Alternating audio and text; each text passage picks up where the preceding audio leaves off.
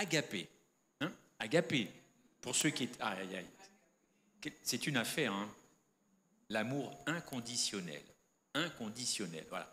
Et ce soir, j'ai intitulé cet entretien, car au fond, on discute entre nous, agapé contre caritas. Parce que je vous ai parlé de caritas hier soir, mais je ne suis pas rentré dans les détails. Ce soir, nous rentrons dans les détails. Alors moi, je ne vous cache pas qu'avec mon épouse et moi, elle m'a dit ce soir, ne parle pas trop de moi, tu as déjà suffisamment parlé de moi hier soir. Bon, c'est la première et la dernière fois. Dans nos cantiques, hymnes et louanges, dès qu'on voit charité, c'est rayé. Comme on dit en créole, c'est vraiment rayé. Nous, qu'à rayer ça même. Et au lieu de lire charité, on met agapé. C'est personnel. Si vous changez, c'est votre affaire. Mais écoutez ce soir, et j'espère que vous réfléchirez un petit peu à cette affaire. C'est un combat, hein. Agapé contre caritas. Je le rappelle, pour ceux qui n'étaient pas là, et je salue ceux qui nous rejoignent sur la chaîne YouTube de Bethel Shelcher, que ce mot agapé a séparé le monde en deux, véritablement. En deux camps, il y a ceux qui y croient comme moi, comme vous, j'espère, et nous devons réclamer cet amour agapé à Dieu tous les jours, parce que ce n'est pas un amour que nous produisons naturellement. Il y a ceux qui y croient, et il y a ceux qui ont la haine de cet amour. Et vous allez le voir, peut-être qu'autour de vous, vous avez des gens qui n'y croient pas, peut-être même des adventistes du 7e jour, qui attendent, vous savez, la fameuse baguette magique de Dieu quand il reviendra, poum, poum, poum, poum, sur tous les élus, poum, poum, oh, ça y est. Et donc, c'est à ce moment-là seulement que je pourrai aimer de l'amour de Dieu. Bon, moi, je ne crois pas à cette baguette magique, c'est ici et maintenant que les choses se passent. Donc, c'est un mot explosif, à l'opposé de la conception classique que nous avons de l'amour, au sens où on l'entend aujourd'hui, n'est-ce pas? Agapé, oui, oui, oui. Personne ne restait à l'époque indifférent, et encore aujourd'hui, personne ne reste indifférent devant cet amour. Alors moi, pourquoi je veux mettre l'accent avant d'aller à cette croix que nous avons vue tout à l'heure? Il y a 3 raisons, selon moi, pour lesquelles nous devons bien comprendre ce qui se passe quand on parle de l'amour de Dieu. Déjà, encore une fois, parce que c'est le thème central de vos Bibles, quand même, de la Genèse à l'Apocalypse, on y parle quand même beaucoup d'amour, pas que, mais quand même. Donc c'est le thème central. Impossible, évidemment, de connaître au sens hébraïque, c'est-à-dire, comment je pourrais dire ça, les entrailles de Christ sans comprendre l'amour qu'il a pour vous et moi. Si je mets l'accent beaucoup sur cet amour, c'est que je rencontre avec mon épouse en métropole pas mal de gens, au fond, qui ne se sentent plus du tout aimés par Dieu. Et ça, c'est terrible. Ne plus se sentir aimé par Dieu, c'est très dommageable pour la foi. Et après, ces personnes, vous êtes susceptibles de les perdre, de ne plus les revoir. N'est-ce pas? Donc, encore une fois, bien connaître Dieu, de l'amour dont il est animé. Ensuite, parce que le cœur de la grande controverse du conflit cosmique entre Dieu et Satan, c'est cet amour agapé.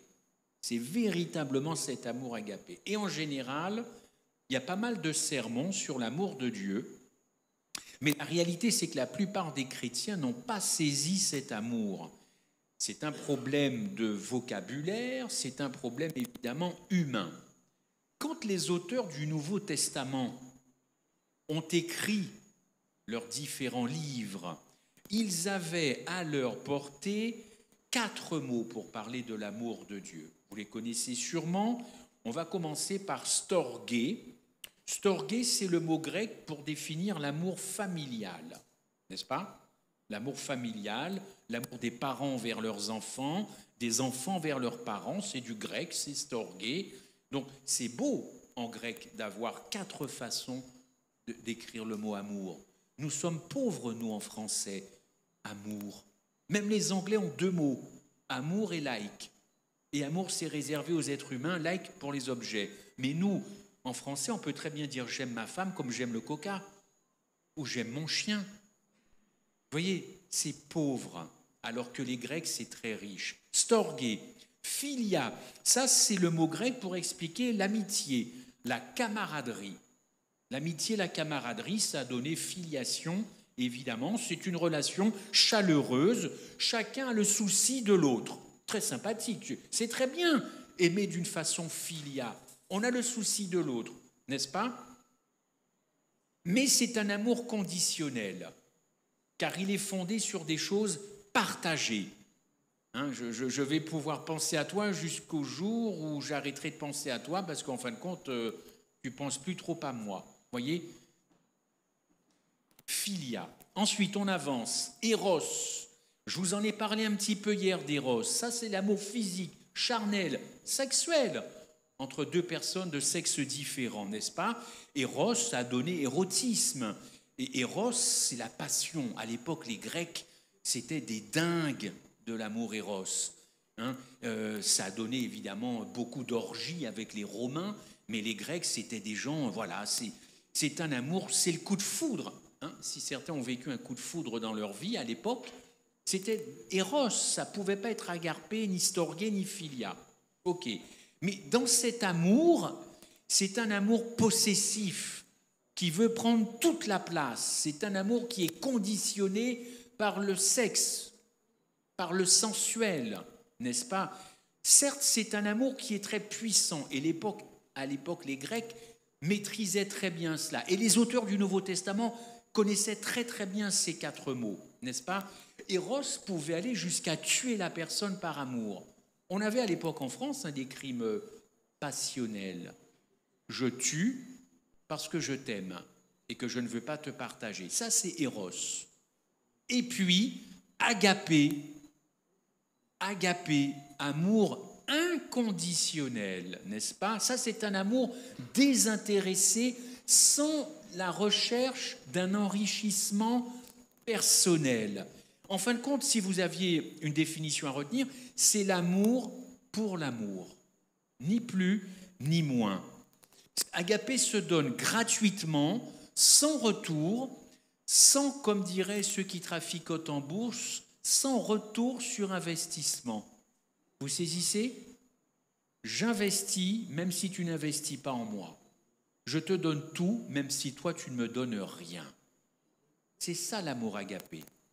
Agapé n'était pas utilisé par les Grecs, les philosophes grecs. Pourquoi? Tout simplement parce qu'ils n'y croyaient pas. C'est pas possible d'aimer quelqu'un qui ne vous aime pas. Pour eux, c'était impensable. C'était pas possible. Alors, quand Jean écrit, peut-être qu'on va voir le premier verset, quand Jean écrit « Dieu est amour », en 1 Jean 4,8, on connaît parfaitement ce verset, « Dieu est amour ». Lequel des 4 mots Jean a utilisé selon vous? Agapé, agapao en grec. Dieu est agapé, agapao, amour inconditionnel, sans retour, qui donne tout, qui ne veut rien. Et pourtant, Jean avait le choix, mais pour lui, impossible d'écrire son livre en disant que Dieu était storgé ou philia, ou même Eros. Dieu ne pouvait pas être Eros dans la tête, évidemment, de Jean, n'est-ce pas? Alors évidemment, comme c'est un mot attaqué, et on va voir que même dans la chrétienté, plus grand monde y croit, eh bien les Grecs, les philosophes grecs se sont ont livré bataille contre cet état d'esprit, contre cette façon de vivre par rapport aux autres. Platon a commencé, disciple de Socrate. Alors, lui, ça n'intéressait pas Agapé. Pour lui, Eros, c'était bien, mais pas l'éros sexuel. Comprenez, en tant que philosophe, tout ce qui était en bas de la ceinture, ce n'était pas matière à réflexion. Hein. Ça réfléchit, ça ne pense pas en bas, ça pense en haut. Alors, Platon s'est dit, voilà, moi la finalité de l'éros sexuel, ça ne me va pas. Alors Platon, il a créé un autre éros, l'éros qui convient aux gens qui réfléchissent, aux philosophes, un éros céleste. L'éros céleste, hein, l'éros qui se détache de notre condition charnelle pour monter vers Dieu, ou pour monter vers les dieux, les divinités, n'est-ce pas? Ça colle mieux à la philosophie grecque. n'est-ce pas? Donc on se détache de la sensualité pour une recherche spirituelle de Dieu. Donc pour lui, il y a deux éros. Un éros vulgaire et un éros céleste, noble, très très noble, c'est normal. On est entre philosophes, on s'intéresse à la pensée. Et on s'intéresse aux aspirations de l'homme qui cherche Dieu. Alors pour d'autres, je ne vais pas rentrer dans les détails, pour Platon, seul l'éros céleste était très beau, et c'était la forme d'amour la plus élevée qu'un individu pouvait avoir dans sa vie, n'est-ce pas? Le problème, c'est que l'éros domine nos rapports. On croit qu'on est dans les clous, dans l'amour de Dieu, alors que nous sommes à côté de la plaque. On va creuser ça ensemble.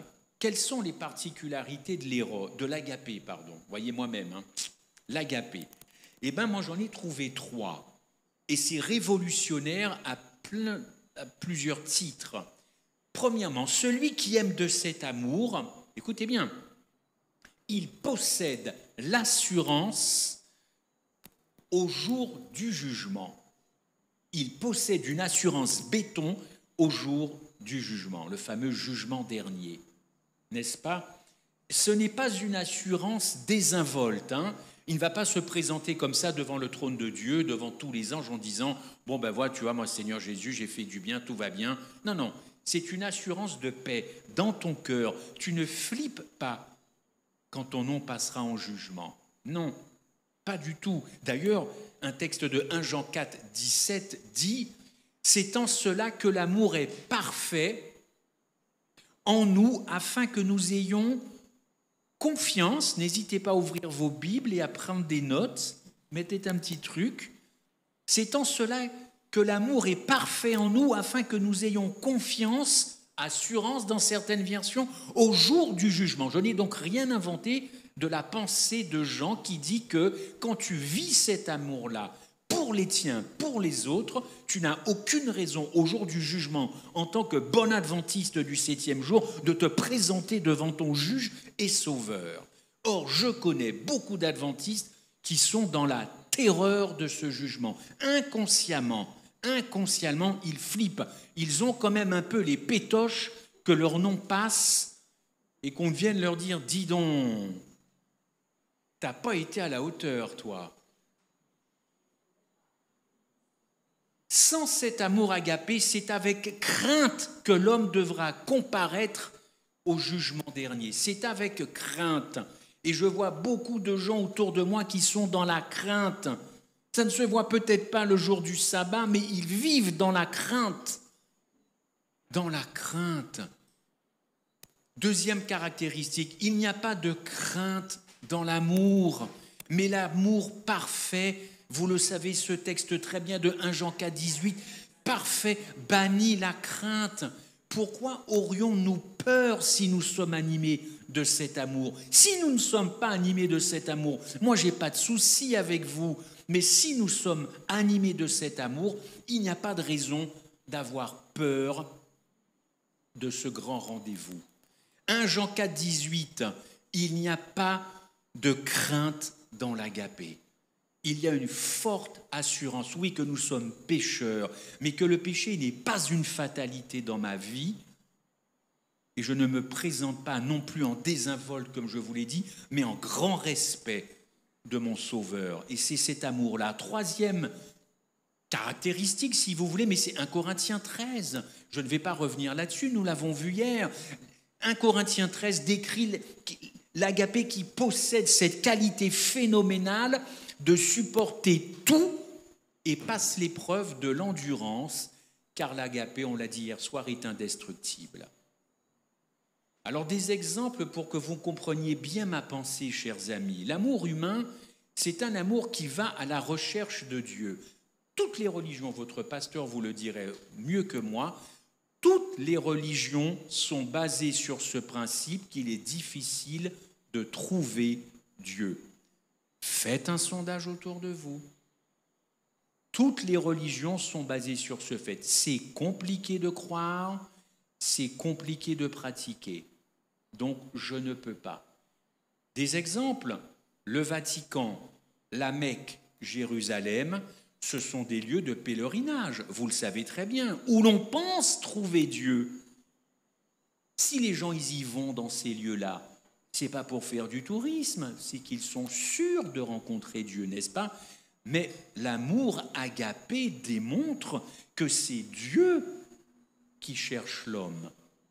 Si vous croyez avoir cherché Dieu dans votre vie, moi je vous admire. Je pourrais presque vous applaudir si je n'avais pas le micro dans ma main droite, parce que c'est un peu compliqué si je lâche tout ça. Moi, je n'ai pas cherché Dieu, c'est lui qui m'a cherché. Vous ne me croyez pas? Vous connaissez votre Bible mieux que moi. Est-ce qu'on peut afficher Luc 19, verset 10? Si ça marche, c'est pas grave, mais vous avez vos Bibles. Luc 19, verset 10, c'est très clair. Car le Fils de l'homme est venu chercher quoi? Et sauver ce qui était quoi? Perdu. Franchement, si vous croyez que c'est vous qui avez cherché Dieu, que c'est vous qui avez trouvé Dieu, vous êtes déjà en train d'embêter Dieu parce que c'est lui qui a fait tout le taf, comme disent les jeunes. C'est lui qui a fait tout le travail. Il est venu vers vous. Dites-moi, est-ce que c'est nous qui allons refaire la parabole du bon berger? Qu'est-ce qu'elle dit, cette parabole? Qu'elle laisse 99 brebis pour aller chercher l'autre. Je ne pense pas que dans la Bible, c'est la brebis qui a cherché son berger, oui ou non? C'est pas ça. Donc, c'est bien le berger qui va à la rencontre de sa brebis. C'est pareil pour la drachme perdue et c'est pareil pour l'enfant prodigue. C'est le Saint-Esprit qui touche l'homme et le travail, c'est Dieu qui le fait. Paul, je l'en parlais un petit peu hier soir, il est obsédé par ce principe de l'agapé. Il va le dire dans Romains 10, versets 6 à 8. La parole est près de toi, dans ta bouche et dans ton cœur. Pas besoin d'aller faire des grands pèlerinages, dépenser de l'argent, du temps dans les voyages. La parole, elle est là, elle est près de toi. C'est Paul qui le dit. Et c'est vrai que notre amour humain, lui, il cherche à s'élever. Toujours, on veut s'élever. L'enfant qui a 11 ans va dire qu'il a bientôt 12 ans. Un Premier ministre cherchera à être président. Enfin, surtout en ce moment, avec ce qui se passe là-bas, là-haut. Un ancien cherchera peut-être à être, ou un diacre peut-être ancien. Oula. Et puis un diacre, premier diacre. Ou la diaconesse, première diaconesse. On veut toujours s'élever. J'ai rarement vu un pasteur, j'ai rarement vu un premier ancien devenir diacre. On trouve ça ou pas chez les adventistes? Un premier ancien devenir diacre? Réfléchissez à ce que je vous ai dit. Je sais pas, c'est tout simple ma question. Oui, notre amour humain cherche à s'élever. Le problème, c'est que l'agapé, que j'ai dans mon cœur et que je demande à Dieu tous les jours parce que je ne peux pas le produire moi-même, démasque l'aspect égocentrique des autres formes d'amour que je viens d'énumérer, storge, philia, eros. Ça démasque ça met à nu cette façon de vivre avec les gens, de vivre avec son foyer. Et c'est ainsi que l'humanité découvrait ce qu'elle avait toujours qualifié d'amour, mais ce n'en était pas de l'amour. C'est pas de l'amour, ce n'est que de l'égoïsme recouvert d'un vernis. Face à l'agapé, mon cœur est à nu, et si je résiste à la puissance de l'appel de l'agapé, je vais finir par quoi? Être irrité par les gens, agacé et même très en colère. Avez-vous remarqué les gens qui sont doux, humbles de cœur et qui sont vraiment finissent par interroger, on finit par se dire mais c'est louche ce frère, cette sœur qui est toujours souriant, car il n'y a jamais de problème dans sa vie ou quoi? L'amour agapé finit par agacer les gens, à les irriter et à se mettre en colère. Les gens qui sont trop patients, c'est louche. Trop généreux, c'est louche. Tout est louche quand on est différent de soi-même, oui ou non? L'amour agapé est puissant et les disciples dont on parlait hier, les 12, ils ont refusé, je le répète, d'utiliser le mot éros, qui n'existe pas dans le Nouveau Testament, pas plus que charité. Mauvaise traduction, très mauvaise traduction, rayée charité. Vous allez comprendre pourquoi. La première chose que Satan a attaqué dans l'Église avec un E majuscule, vous croyez que c'est quoi? C'est ça. C'est l'agapé. Il a mis le désordre. Il n'a pas aimé l'agapé au ciel, Lucifer. Ça ne lui a pas plu, l'agapé. Trop d'amour inconditionnel. C'était trop beau, c'était trop doux, c'était trop sucré. C'était trop bien. Il a fallu qu'il dézingue ça. Ça ne plaît pas les gens qui ont cet amour agapé dans le cœur. Et Satan connaît la puissance de ce mot. Il sait très bien qu'il arrivera à pervertir ce mot et il a réussi à le pervertir. Mais quand vous pervertissez cet amour inconditionnel, vous savez ce que vous faites? Vous êtes en train de détruire la foi chrétienne. Et il sait que s'il arrive à ça, en tuant l'agapé, il va anéantir l'évangile. Voilà. Alors moi, je n'ai rien contre les grands programmes. C'est bon. Tous les programmes que nous pouvons faire dans toutes les églises adventistes du monde entier. J'observe ça parfois un petit peu avec curiosité parce que le seul programme que je connaisse, moi, qu'il faille mettre en place dans toutes les églises, c'est la reprogrammation du cœur. Mais il n'y a pas de programme du cœur. Il faut toujours faire des choses, oui. C'est pas intrinsèquement mauvais, mais il n'y a pas de programme de reprogrammation de mon cœur. Il faudrait peut-être commencer par ça comme programme d'église. Reprogrammer le cœur. On change le mode, on quitte Eros et on va vers agapé. Et si certains au deuxième soir se posent des questions, pourquoi je mets tant l'accent sur ça, c'est que vous allez comprendre très exactement ce qui s'est passé à la croix. Si Satan s'attaque à votre foi, c'est qu'il a déjà réussi à vous faire croire que ce qui s'est passé à Golgotha, ce n'est pas tout à fait ce que l'on sait. Et si vous vivez des problèmes dans votre foi, questionnez-vous vous-même, où en êtes-vous? D'ailleurs, Paul le disait, examinez votre foi pour savoir où vous en êtes. Et quand on sait qu'il y a un rapport entre la foi et le cœur, alors examinons nos cœurs. C'est ça qu'il faut faire comme méga programme du 1er janvier au 31 décembre. Il y a plein de gens qui ont attaqué l'agapé. Je vais citer des théologiens ou des laïcs. Il y a un laïc qui a déclaré au 1er siècle que l'agapé n'existe pas. Voilà, que Jésus n'est pas juif, que ce n'est pas le Messie. On a Origène d'Alexandrie, père de l'exégèse biblique. Les pasteurs qui ont fait des études en théo savent très bien de qui je parle. Origène d'Alexandrie, lui, il a déclaré que Dieu est Eros. Voilà. C'était un catholique, un théologien, un père de l'Église. Et puis Saint Augustin, le fameux Saint Augustin qui apparaît au IVe siècle après Jésus-Christ. Cet homme-là, père fondateur quasiment de l'Église catholique romaine, grand penseur théologien. C'était pas une petite affaire, Saint Augustin, n'est-ce pas? Il n'a pas lutté frontalement contre agapé, il n'a pas lutté, mais il a pris 2 mots justement pour contourner cette affaire-là. Il n'a pas dit que des bêtises, Saint Augustin, mais sur ce coup-là, il a attaqué Dieu. Il a pris le mot Eros, dont on a parlé depuis quelques instants, et il a pris le mot agapé. Vérifiez tout ce que je vous dis, on trouve ça très facilement. Il prend les 2 mots, il les mélange, comme si vous étiez dans un bar, dans un shaker, comme ça. Et qu'est-ce qui est sorti comme mot? Charité, caritas. Voilà, qui a donné charité en français. Alors c'est vrai que dans le langage ordinaire, la charité, c'est bien. On pense à l'abbé Pierre, à Mère Teresa. Comment on peut lutter contre des gens comme ça qui ont dédié toute leur vie à ça? Mais ce n'est pas de l'agapé, ça. Je ne juge pas ces personnes-là. Ce n'est pas de l'agapé. Non, non. La charité, pour les catholiques romains, c'est l'une des 3 vertus, comme on dit, théologales, avec la foi et l'espérance. Mais comme nos amis et frères catholiques romains sont tellement imprégnés de Marie, ils le sont tout aussi de la charité. Il n'y a rien à faire.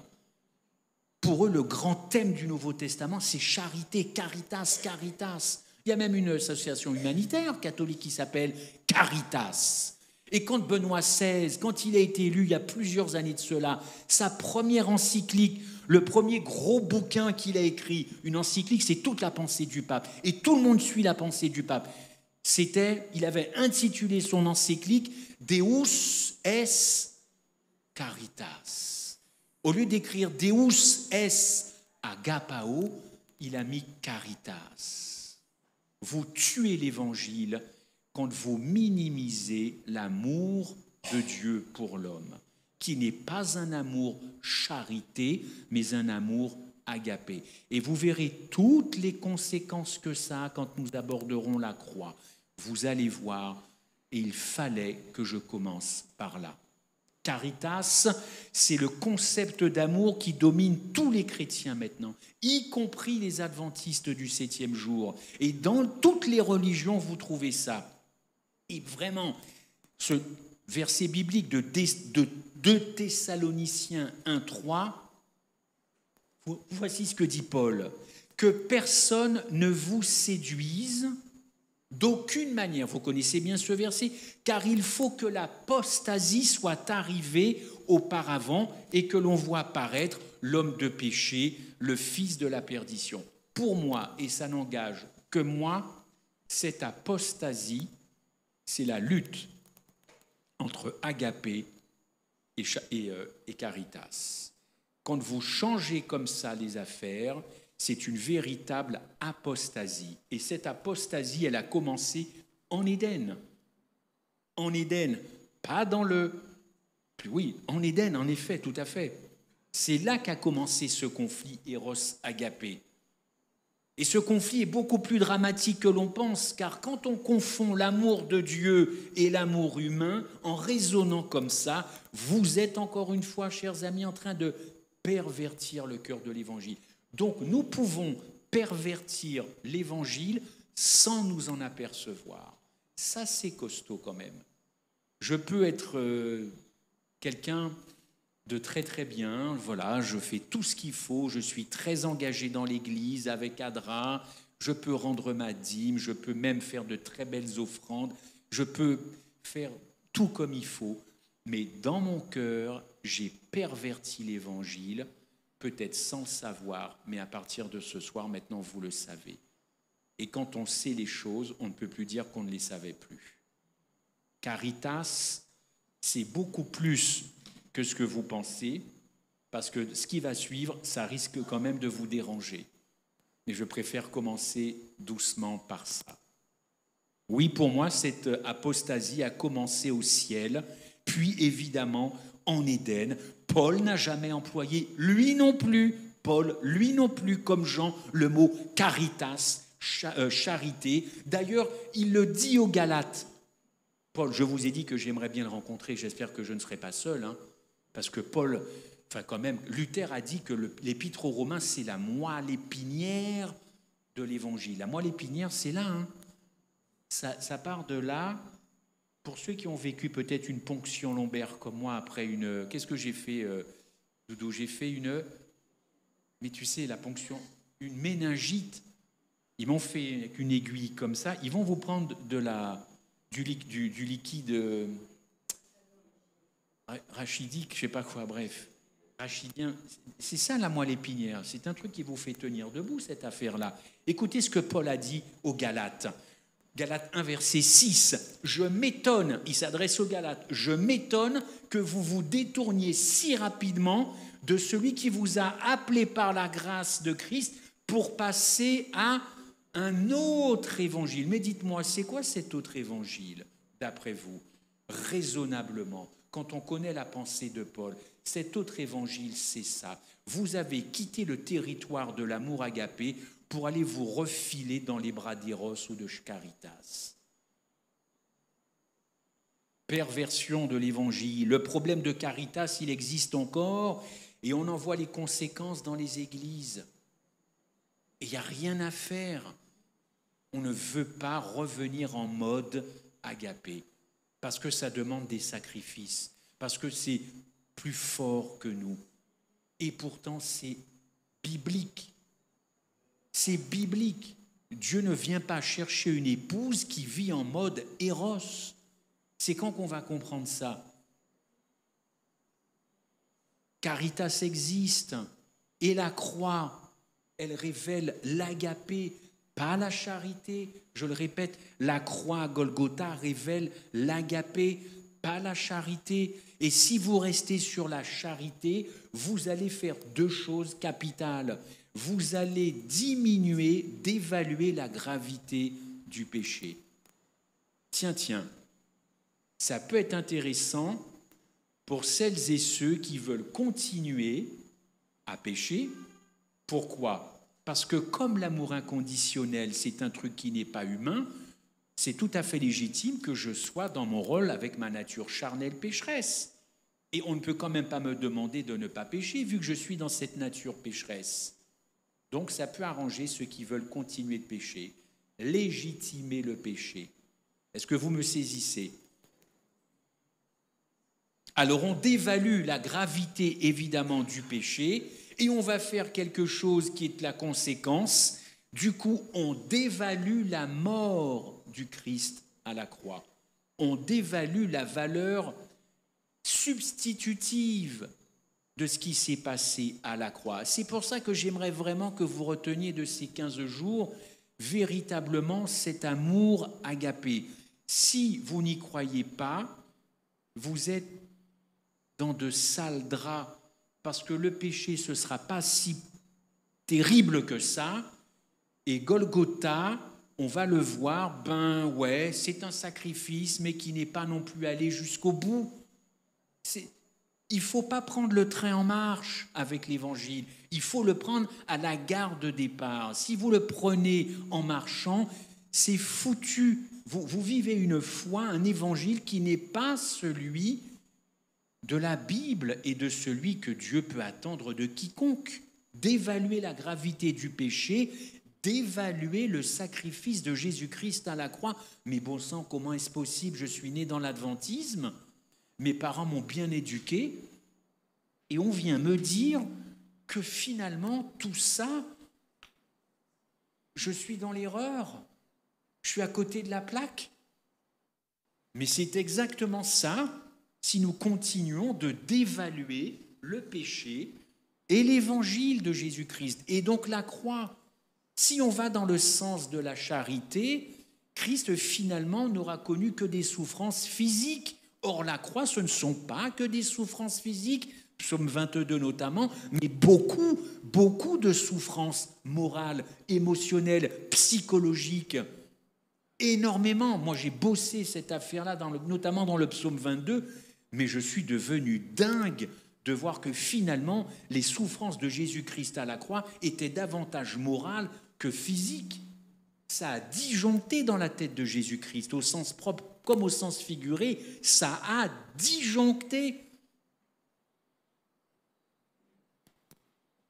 Si vous ne croyez pas que le Christ a expérimenté la seconde mort que l'on va voir, eh bien vous acceptez sans savoir l'idée de l'immortalité de l'âme. Or, dans notre doctrine adventiste, l'immortalité de l'âme, c'est niette. Quand tu meurs, t'es mort, il y a tout qui meurt. Il n'y a pas quelque chose qui continue de subsister en dehors de toi, notamment ton âme, qui irait quelque part au ciel ou ailleurs. Mais si l'immortalité de l'âme, vous y croyez, ça veut dire que la mort, finalement, n'existe pas tellement, puisqu'il y a quelque chose qui continue de vivre de vous ailleurs. Alors on me dit, oh là là, non, on est adventiste, hein. On croit que quand on est mort, hein. Il n'y a pas de problème là-dessus. Oui, mais Satan a réussi à nous avoir. Puisque quand il rencontre un adventiste, il sait qu'on n'est pas trop couillon, alors il va nous prendre par derrière. Et par derrière, ça revient par devant. Modestement, à mon niveau, je me suis aperçu de ça. Ah non, je ne crois pas à l'immortalité de l'âme. Oui, mais est-ce que tu crois à la seconde mort? Ah ben non. C'est pareil. Il est malin, le malin. Il est très malin. Il n'y a qu'une seule chose qui l'intéresse, hein. C'est ni notre sabbat, ni nos dîmes, ni offrandes, ni kibitin, ni tous ces machins-là. Ça ne l'intéresse pas. Il n'y a qu'un truc qu'il va détruire, c'est la foi. La foi. votre foi et la mienne. Le reste, il s'en fiche complètement. Le boulot est déjà fait. Il a déjà plombé l'évangile. Il a mis tellement de trucs dans l'évangile que quand on n'étudie pas, on prend, alors qu'on est en train de se nourrir de je ne sais pas quoi. Alors la foi, je peux vous assurer que c'est son dernier combat. Et si on ne comprend pas ce qui s'est passé à Golgotha et qui nous renvoie au ciel, c'en est fini de nous. Comprendre pleinement l'agapé de Dieu, je me dépêche, qui a donné son Fils, évidemment, c'est très important. Vous connaissez Billy Graham? Ça vous parle, hein? Pour les plus anciens, peut-être les plus jeunes ne savent pas. Oh là là, il est mort, Billy Graham, je crois. Il est mort, hein? Ce fut un très très grand évangélique. Toute l'Amérique était au pied de Billy Graham, grosso modo. Il a fait des petits partout dans la terre. Voici ce qu'il a... Écoutez, voici ce qu'il a dit. Vous êtes une âme immortelle. Ok? Votre âme est éternelle et vivra pour toujours. En d'autres termes, votre réel, la partie de vous qui pense, sent, rêve, aspire, l'ego, la personnalité, ne mourra jamais. Billy Graham, le gars croyait à l'immortalité de l'âme comme demain c'est mardi. Vous vivrez éternellement, à un endroit, peu importe, au ciel, vous vivrez. Il y a une existence consciente et éternelle de l'âme et de la personnalité après la mort. Il a déclaré ça dans un chapitre 6 et dans un bouquin qu'il a écrit, « Paix avec Dieu ». Tu m'étonnes, quelle paix. Martin Luther, lui, a bien compris cette affaire-là. J'aime beaucoup cette phrase. Il a déclaré « Si les âmes vont au ciel, pourquoi la résurrection ?» Ah mais vous avez ça là, c'est super. Si les âmes vont au ciel, pourquoi la résurrection? Et toujours Martin Luther, à propos de l'immortalité de l'âme, il y croyait quand il était catholique, mais quand il est devenu moine protestant, c'était terminé. Il a dit, c'est une opinion monstrueuse que de croire que ton âme survit à ta mort physique. Et quand Paul est allé à Athènes, il a prêché Jésus et la résurrection. Paul n'a jamais transigé avec cette vérité absolue de la résurrection. Parce qu'évidemment, si vous croyez à l'immortalité de l'âme, pourquoi vous voulez croire à la résurrection puisque quelque chose vit encore? Il n'y a pas de résurrection si ton âme est quelque part. Pourquoi veux-tu ressusciter? Paul n'a pas transigé du tout avec ça. J'avance vite, j'ai tellement de choses à vous dire. Allez, on y va. Si nous projetons Eros, c'est-à-dire nos propres sentiments, sur les sentiments de Dieu, en pensant qu'il a les mêmes sentiments que moi, eh bien, je suis en train, encore une fois, d'enseigner un évangile Eros. Dieu n'aime pas les impies, Dieu n'aime pas les méchants, Dieu n'aime pas les dictateurs, Dieu n'aime pas les béquets. Oh là, c'est chaud là, hein? Ah, ça fait réagir parce que vous en avez plus ici qu'en Guadeloupe. Bon, c'est pas filmé, hein. La famille, laissez-moi réfléchir, la famille Ayotte, oui, ça doit être ça. La famille Ayotte, ouais. Oui. Ah ben vous en avez, nous on les a enlevés, hein, là-bas, hein. Ils sont partis de la Guadeloupe. Ils sont venus ici. Ça tourne. Oui, je sais que ça tourne. Oh, j'assume mes propos, hein, frère. Ah, j'assume complètement mes propos. Ben, je ne suis pas béqué, moi, pas du tout. Non. C'est pour ça que c'est plus facile pour moi de le dire, peut-être. Mais non, mais si nous projetons, vous avez compris l'idée, si on projette tous nos sentiments perso en disant que Dieu éprouve les mêmes, on n'est pas dans l'Évangile. Dieu aime tout le monde, y compris les tyrans. Alors évidemment, il faut se comprendre quand on dit aimer, mais moi je me comprends, j'espère que vous me comprenez. Allez, j'avance un petit peu. Vous voulez avoir une idée de l'amour agapé? Très bien, on verra ce qui s'est passé avec Marie-Madeleine à Béthanie. J'en touchais un mot hier. Les disciples, à ce moment-là, à 2 secondes, les disciples, dans cette soirée-là, chez Simon à Béthanie, ils étaient très énervés. Il y avait notamment un trésorier. C'est tous les trésoriers sont un petit peu comme ça. Hein. Ils regardent toujours à l'argent.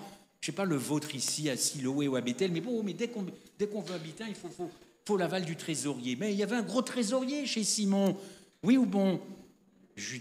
Voilà, il n'a pas aimé ce geste, il n'a pas du tout aimé ce geste. Et puis les autres hommes non plus n'ont pas aimé. Mais elle a eu un geste dirigé par l'amour agapé. Quand Dieu nous a donné son Fils, était-ce raisonnable à vue humaine? Dieu nous a donné quelque chose qui ne pouvait pas remplacer son Fils Jésus. Vous avez déjà réfléchi à ça? Dieu a donné Jésus-Christ qui n'a pas pu remplacer. Mais elle s'est sentie poussée, sans arrière-pensée, sans calcul. Elle n'a pas oint les pieds du Christ pour être sauvée. Elle n'a pas fait ça pour avoir la vie éternelle. Pas du tout. Je reviendrai là-dessus, mais c'est un petit teaser que je vous donne. Satan a injecté dans nos veines, dans votre sang, dans mon sang, dans celui de la race humaine, ce concept Eros, qui est purement un concept égocentrique, l'amour pour soi-même, l'amour tourné vers sa propre personne. C'est ça qui coule dans mes veines et qui me pourrit la vie. Mais ce n'est pas une fatalité, pas du tout. Pas du tout. Je passe là-dessus. Satan va s'efforcer jusqu'au bout de pervertir l'amour de Dieu. Il va faire en sorte qu'on ne comprenne rien de ce qui s'est passé à la croix. Rien. L'amour humain, il est conditionnel, il dépend d'un intérêt, il a besoin d'être stimulé, cet amour. N'est-ce pas? L'amour de Dieu est inconditionnel, l'amour de Dieu n'a pas besoin d'être stimulé. Il n'y a pas besoin de venir avec tout un tas au pied du Christ comme ça pour stimuler son amour, mais pas du tout. Il n'est pas nécessaire d'être bon pour être aimé de Dieu. Dieu aime ses ennemis et il aime profondément les pécheurs. D'autant plus les pécheurs, il les aime beaucoup. Deuxième chose, l'amour humain est versatile, c'est-à-dire qu'il change selon les circonstances. Je ne vous apprends rien. L'amour de Dieu, lui, ne varie pas. Tu peux pécher ce soir, tu peux faire les pires bêtises ce soir. Demain matin et dans ta nuit, Dieu continuera de t'aimer. Il n'approuvera évidemment pas ce que tu as fait, mais il t'aime. Pourquoi l'amour de Dieu changerait comme la météo? Mais pas du tout. Pensez-vous que Dieu se réjouira quand il verra les méchants détruits? Pas du tout. L'agapé correspond au renoncement à moi-même. C'est ça le Christ quand il est venu s'incarner. Alors quel est l'enjeu entre l'éros et l'agapé? C'est là que ça risque de vous embêter et je vais finir là-dessus. Avec l'agapé de Dieu, c'est Dieu qui agit dans ta vie. Avec Eros, c'est moi qui agis. Voyez la différence? Eros, c'est faire quelque chose pour être sauvé. C'est croire qu'on est bon, ou plutôt pas si mauvais que ça, quoi, finalement. Ben, forcément, il y a toujours plus mauvais que nous, n'est-ce pas? Ben oui, ben ouais. Voilà, c'est pas bon. On est dans la justification par les œuvres, même si nous, adventistes, nous avons hérité du protestantisme le fait que les œuvres, non, on n'y croit pas, mais si on devait passer tous les cerveaux adventistes, chrétiens, que sais-je, pentecôtistes, évangéliques, tout ça, je voudrais bien lire ce qu'il y a.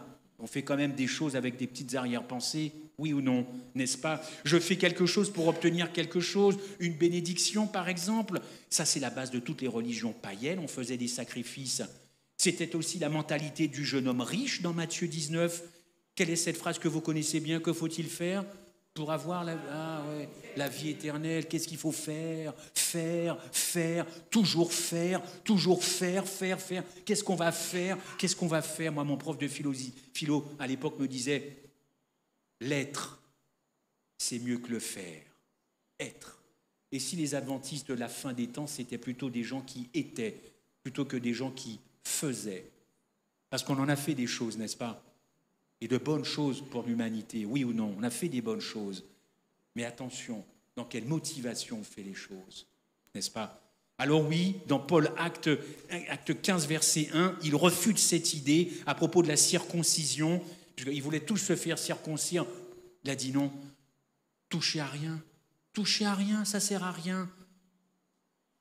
Eros, c'est du légalisme pur et dur. On est centré sur soi, centré sur son propre salut. Et je dois faire quelque chose plus ou moins pour être sauvé. Caritas, c'est un mélange d'agapé et d'Eros. Tout ça, c'est subtil. Mais ce qui est le pire dans Caritas, charité, c'est que le salut, c'est un mélange. L'initiative de Dieu et mon initiative. N'avez-vous jamais entendu cette phrase? Je fais ma part et Dieu fera la sienne. Dieu a fait sa part et je vais faire la mienne. Ça, c'est satanique. Je vous le dis tout de suite. C'est l'évangile de Satan, sans que vous le sachiez. Dieu a fait sa part, je vais faire la mienne. Je voudrais bien savoir, quand quelqu'un dit ça, c'est quoi ta part? Ça m'intéresse vraiment. Et je lui demanderai pardon si je me suis trompé. Mais c'est quoi ta part? Parce que moi, j'ai toujours, quand j'entends un adventiste dire ça, la phrase de Jésus-Christ à Golgotha, une de ses dernières phrases, tout est accompli. Oui ou non? C'est pas moi qui le dis, c'est Jésus. Tout est accompli. Donc, si tout est accompli, c'est qu'il n'y a plus rien à faire. Oui ou non? Enfin, là, on est en français. Donc, s'il n'y a rien à faire, pourquoi tu veux faire ta part? Donc, si tu veux faire ta part, c'est que tout n'a pas été véritablement accompli. Et Jésus n'a pas dit à Golgotha, tout est accompli de mon côté, et maintenant, vous allez faire la vôtre. Oh, il y a du vent chez vous. Tout va se mélanger, mais ce n'est pas grave. De toutes les façons, c'est bientôt la fin. Il faut arrêter. Il faut arrêter avec cette phrase qui est terrible. Dieu a fait sa part, je vais faire la mienne. Mais dites-moi, si on avait une part à faire, vous savez ce que c'était? Oui, d'accord, on en a une part. C'est de croire. Croire, c'est tout. Crois et tu seras sauvé. Mais ça, ce n'est pas un enseignement libertaire. Une fois que tu crois, tu fais n'importe quoi de ta vie. C'est pas ça. En tout cas, oserais-je dire, pas chez les Michel. Pour ceux qui ont connu mon père, mon frère et qui me connaissent maintenant. On n'est pas sur ce tempo-là. Croire, c'est très sérieux, croire. Mais c'est écrit, crois et tu seras sauvé, n'est-ce pas? Alors oui, caritas, pour résumer, c'est moi plus Christ. Et c'est tout le temps ça maintenant chez les gens. Moi plus Christ. Ma volonté plus la volonté de Dieu. Or, l'apôtre Paul, il a toujours écrit et toujours dit, non pas moi, mais Christ. Paul n'a jamais dit moi plus Christ. Pas du tout. Paul était farouchement pour l'amour agapé. Il a bien compris que si vous ajoutez quelque chose de vous à l'œuvre du Christ, vous êtes perdu, vous êtes foutu. C'est pas du tout l'évangile. Caritas s'est laissé penser que l'action de Dieu en Jésus-Christ n'était pas suffisante, totale, aboutie. Bonjour les dégâts, si vous pensez faire votre part. Encore une fois, laquelle? Qu'allez-vous ajouter à Golgotha? Franchement, quand vous voyez une croix, qu'est-ce que vous voulez ajouter? La croyance, oui, point barre. Le reste, Dieu s'en occupe. Et c'est lui qui fera croître ça dans ta vie. Mais ne crois pas que tu puisses ajouter quoi que ce soit à l'œuvre de Jésus-Christ. Ça, c'est l'évangile de la charité. Ça a bousillé le christianisme et ça continue de le bousiller. L'amour agapé n'a rien à voir avec moi, je, moi. Ésaïe 14, l'astre qui est chuté, moi, je, moi, je. Oh, il y en a des exemples dans la Bible, d'exemples d'agapé. Acte 4, 33, 35, pardonne-moi Sébastien, je passe certains versets. Tous ceux qui possédaient des champs les vendaient et partageaient avec ceux qui n'avaient rien. Il y en a des actes de l'amour agapé. Encore une fois, je reviendrai là-dessus. Et puis il y a le contraire, Ananias et Saphira. Eh oui, c'est pas de l'agapé. Alors je termine en vous disant simplement, encore une fois, pour j'espère avoir été tenté d'être bien compris. Tout cela sous-entend encore une fois que l'action de Dieu est incomplète. Le slogan « Nous devons faire de notre mieux et Dieu fera le reste ». Mais ça, c'est des œuvres, c'est le salut par les œuvres, cette affaire-là. Ce n'est pas de l'amour inconditionnel. Alors on peut se sentir découragé, on peut se sentir sans relation avec Dieu, sans relation avec Christ. Vous pouvez vous dire « Ah, je ne suis pas assez bon, je n'y arrive pas, je ne suis pas à la hauteur ». Mais qui est à la hauteur ce soir ici? Qui est à la hauteur? Personne n'est à la hauteur. Nous sommes tous des mendiants sur cette terre, tous des mendiants, et des mendiants de l'amour agapé, de l'évangile en tout cas. D'ailleurs, Paul, encore une fois, Timothée, Paul place toute son espérance en Dieu et pas dans des réalisations personnelles. C'est une parole certaine et entière, digne d'être reçue. 1 Timothée 1,15, que Jésus-Christ est venu dans le monde pour sauver les pécheurs dont je suis le premier. Ça, c'est de l'amour inconditionnel. Ça, c'est le gars qui sait ce qu'il est réellement, dans quelle nature il est. Mais il n'y a pas de fatalité, il n'y a pas de fatalité. L'amour agapé est en totale contradiction avec l'amour de l'homme. Et ma compréhension, je termine, de l'Évangile qu'on partage, vous et moi, est en rapport direct avec ma compréhension de l'amour biblique. L'amour agapé ne sort pas comme ça, c'est biblique, c'est toutes les pages de la Bible. Et c'est cet amour que Christ veut retrouver quand il apparaîtra dans le cœur de chaque individu pour lequel il est venu à Golgotha. Si à ce moment-là, nous n'avons pas cet amour-là, je ne sais pas ce qu'il adviendra, mais tous nos grands discours, nos grandes théories, tout ce que vous voulez, c'est capoute.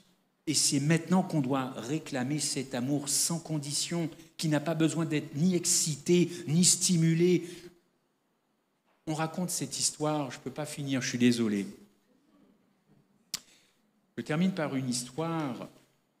C'est un homme qui était follement amoureux d'une jeune fille. Terriblement. Comme moi avec ma femme d'ailleurs. Ok.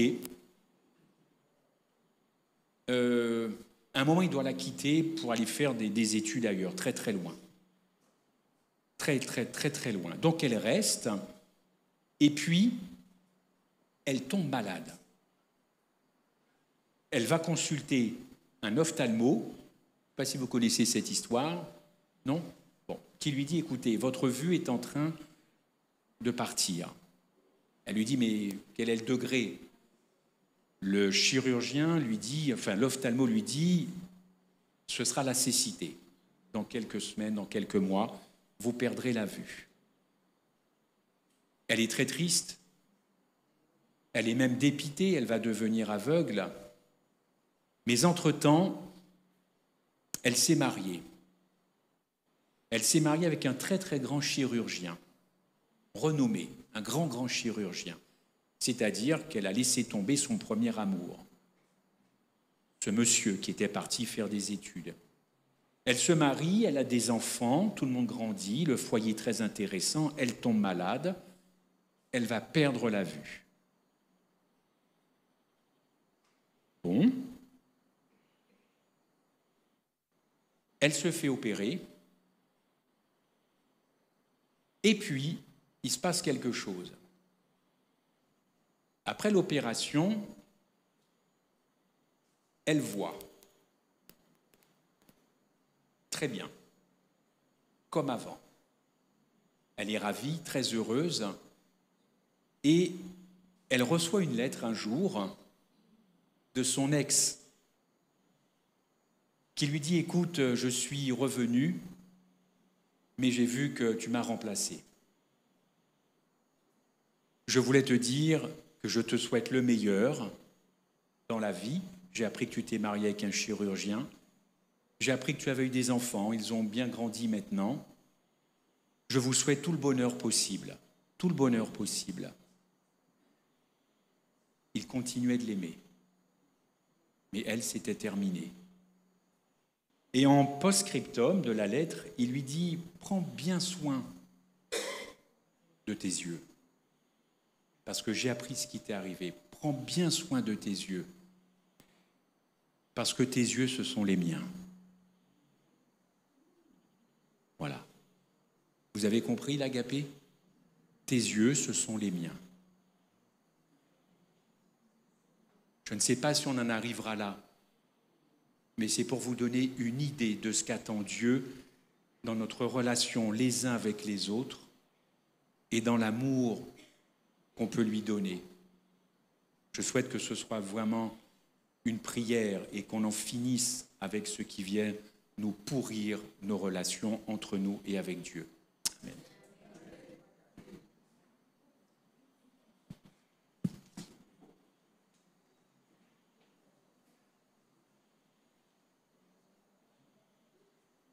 Si vous le voulez bien, nous allons conclure par une prière. Je vais vous demander de bien vouloir vous lever.